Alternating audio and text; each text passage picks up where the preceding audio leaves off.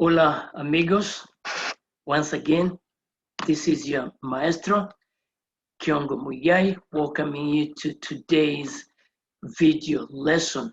Thank you so much for your continued support, watching the videos and subscribing. Please go ahead, continue sharing. I kindly request that you continue sharing the videos, continue subscribing, and continue leaving comments down there as we continue together with this journey. So today's video, we're going to be talking about you, because there are two forms of you that exist in Spanish. There are two forms of you that exist in Spanish. Probably to illustrate better, let me go to my board as usual and illustrate what I mean. Let me move my camera here. I'm gonna start the illustration with in English so we can be on the same page. So again, this is our beginner Spanish, and today's lesson we're going to be talking about you. Okay, English we have you. Let me illustrate. In English, when I say how are you? How are you? Did it capture everything? When I say how are you, the you here, it doesn't tell you whether I'm speaking to one person or multiple people. It doesn't tell you, it doesn't inform you on any of these two. The other thing it doesn't do is that it doesn't tell you the nature of my relationship to the person I'm talking to. For example, is it somebody I'm acquainted to? Is it somebody I'm familiar with? Are we close? So in English, it doesn't tell you. It's just you, and that is it. So keep that in mind. Keep that at the back of your mind. Hold that thought. So that's what we have in English. So now let's look at you in Spanish. And I'll illustrate what I have said at the beginning of the video, that in Spanish, you exists in two forms. First, we have the you, tu, which is you, singular, and it's informal. It's you, singular, it's informal. Remember what I say when I speak about singular? In Spanish, everything has a plural, yes. And again, even water has plural, has its plural form. So tu is you, singular, informal. And then we have usted. Now remember, you in Spanish is pronounced as u, usted. So this is you, singular, but formal. So let me draw the contrast between these two. The first one, you, we use it in informal settings. We use this with friends.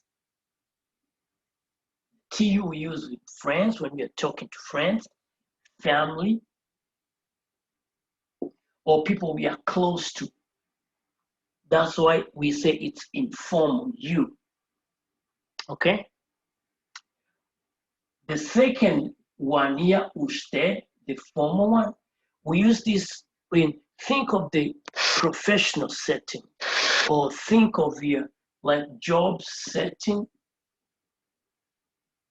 or the professional environment, or think of when you meet strangers, people you don't know. So that's when you use usted, the form of you. Now, remember like I said in Spanish, everything has a plural. So this is singular and this is singular. The plural of you, which is something we don't have in English, is called ustedes. So ustedes is both the plural for if you are talking to a group of people you are familiar with, friends. When you're talking to one person, it's tú.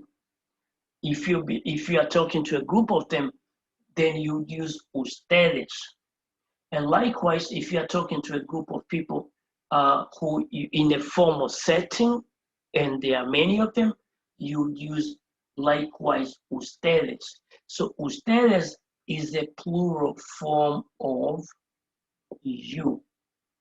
Plural form of you for both of them, for both formal, the familiar one, and for both the informal, familiar one, and the formal one, usted. So the plural of tú is ustedes. Likewise, the plural of usted is ustedes. Now, as I wrap up, so now you can go back to the illustration I did in English, and you can clearly see the differences that exist between the Spanish and the English. In that, in English, when you say, how are you? There's no way of telling if you're talking to a group of people or if you're just talking to a single person. It also doesn't tell you the nature of the relationship of the person you are addressing. But in contrast, we do see that the Spanish format, it does tell you, like, are you talking to somebody you're familiar with, which is tú. If it's somebody stranger or like a professional setting, it's usted. And if you're talking to a group of people, it's ustedes. So, hey, that's the difference between the you in English and Spanish. And those are the two variations of you that exist in Spanish or in Espanol, if you like. So once again, I hope you've learned something positive from this video today. I hope you are making some progress. So subscribe so that you can be the first to know when I post a new video. And right now we are at the beginner level. I'll keep on posting, like going deeper and deeper into the language. Again, like I said, I'm doing this from a practical position of strength, because this is a journey I undertook, and I started with the baby steps, then gradually made progress, and before I realized I was fluent in the language. So again, this is your maestro, Kiongo. Thank you for watching. Stay tuned for the next video posting, which should be soon. Adios.